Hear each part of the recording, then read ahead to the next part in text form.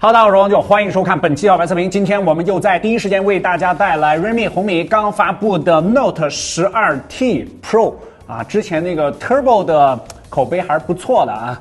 骁龙7 Plus Gen 2表现确实很好啊。这次又有一个新的处理器是天玑8200 Ultra。之前我们在 CV 上面简单体验了一下红米的调度如何，我们一起来看看。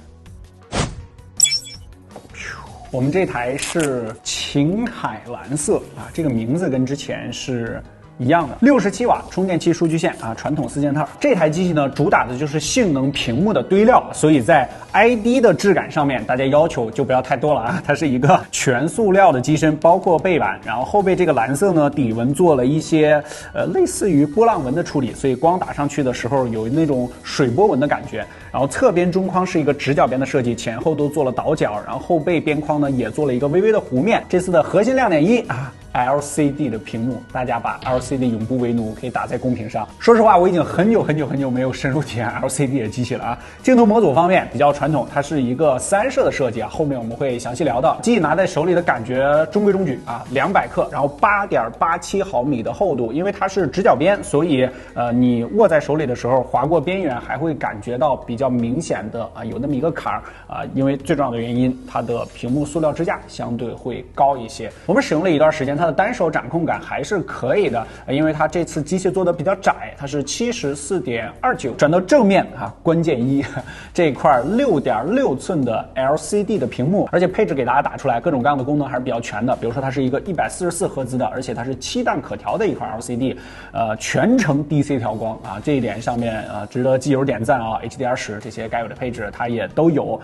大家比较关心的屏幕边角偏暗的问题呢，本身这个材质的毛病嘛，就比如它这个居中挖孔的边缘，我们这台顶部感觉就有一点点偏暗，然后它的下巴也是比较宽的。LCD 屏幕的机器现在确实很少了，但是小米对这块 LCD 呢还是做了一些打磨，就比如它也是一块原色屏，而且前面说了这个多档可调，在 LCD 上面再玩这么多花活，其实是比较难的，因为现在整个行业、整个产业链里面做这些东西的厂商都已经比较少了。因为确实很多小伙伴经常说，哎，小白，我想要一个 LCD 的手机，怎么样？看到这种私信评论，我看到这几个字，我后边就不知道该给他推荐哪台手机了。确实已经很少了，但是呢，确实还有很多人喜欢 LCD。当然呢，难免的这机器就会做的稍微的厚一些，因为它本身屏幕材质的原因，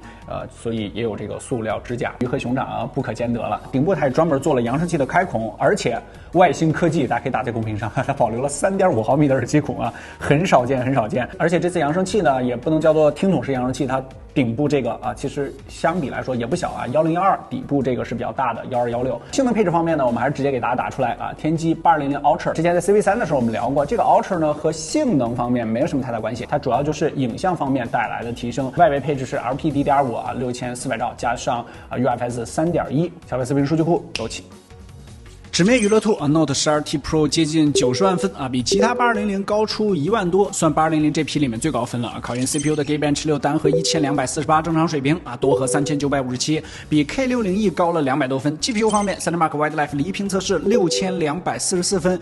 比 K60E 高了600分但比 iQOO 要略低一点。纸面来看，红米这次的性能调教比之前要激进，但感觉又没有完全放开可能是夏天快到了。落地实测首先是轻负载王者高清120，平均帧率118，波动3.3帧，整体还是比较平稳，偶尔在多人团战时出现一些小波动，但结合其他2台接近满帧的表现这个相对一般一些。单看功耗的话，4.1瓦，机身最高温度42.1摄氏度，也没有和 K60E iQOO 拉开什么差距。12T Pro 面对王者有点唯唯诺诺但原神面前算是重拳出击了。数据库 3.0 模型实测最终55.6帧，波动12.3帧，这帧率的绝对值你看着好像一般，也没能一直顶着60跑，但实际体验还真不错。它整个帧率是一个缓慢下降的过程，就是感知比较缓和。相比于 iQOO 那就是有点过山车式的掉帧。红米没有什么大幅度的跳动，大众用户没有什么帧率监测，正常玩的话，你58、59掉到54、55真的感知不到。并且注意看功耗只有5.3瓦，这比大哥 K60E 和 iQOO 都低了1瓦多再看温度的话，也是这几款里面最低的这套调度策略还是值得点赞的续航方面，5080毫安时的电池，小白测评数据库3小时轻度续航测试胜于53%，5小时重度续航测试胜于2%啊。在原神的测试中出现了降亮度的情况啊，可能是为了优先保证流畅度吧。后面视频播放时，它的亮度又拉回到了350尼特。最后极限续航测试，这台机器总共坚持了5小时12分钟。充电方面，小米祖传67瓦啊，5000毫安电池，10分钟充31%，半小时72%，47分钟前台充满，涓流充电12分钟，完全充满59分钟。3022年了，安卓这个速度啊有些一般了。最后考验软硬件综合调教的20款应用2轮打开测试啊，12T Pro 用时136秒，而且测试过程中有出现动画加快和预加载。第2轮打开的时候啊，还出现了明显的掉帧卡顿感，最后还杀了2个后台。连续应用打开测试负载确实比较大啊，可能也确实是前期版本还没有调教好，希望后面能够抓紧优化。12T Pro 的性能释放还是可圈可点的，放在2000元内这个档位里面是 OK 的。影像上面配置我们直接打出来，换新820 Ultra， 再配上12 Turbo 那套成熟的 OV64B， 咱们看实拍。白天光线充足的情况下，12T Pro 相比于 K60E 和 iQOO 啊，色彩表现更加稳定，整体的成像影调可以看出来一些大哥的影子。白平衡在白天也没有出现什么明显翻车的问题，但是在室内光线复杂的情况下啊，12T Pro 有一些场景容易过曝啊。比如注意看这2组橱窗，2台小米都出现了过曝，并且主体物这个招财猫也出现了偏色啊，这组奥特曼也是。夜景12T Pro 的色彩调教相比于 K60E 是有进步的，但和 iQOO 比起来还是存在一些偏色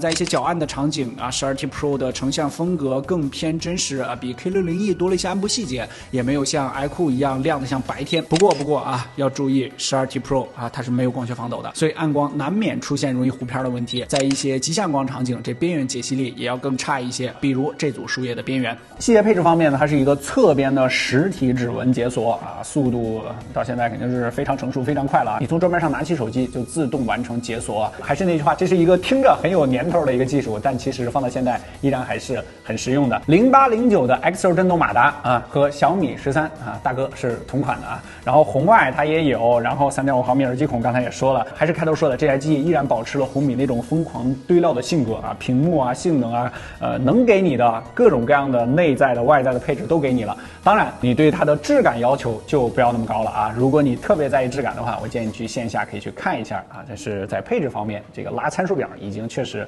非常猛了。OK， 本期视频出现的所有实测数据，我们都已经在第一时间更新到了小白视频数据库小程序，你可以随时随地免费查看。如果觉得本期视频对你产生了一点帮助，可以在下方给我们点个赞，特别感谢。记得全网搜索关注小白视频，我们下期视频再见，拜拜。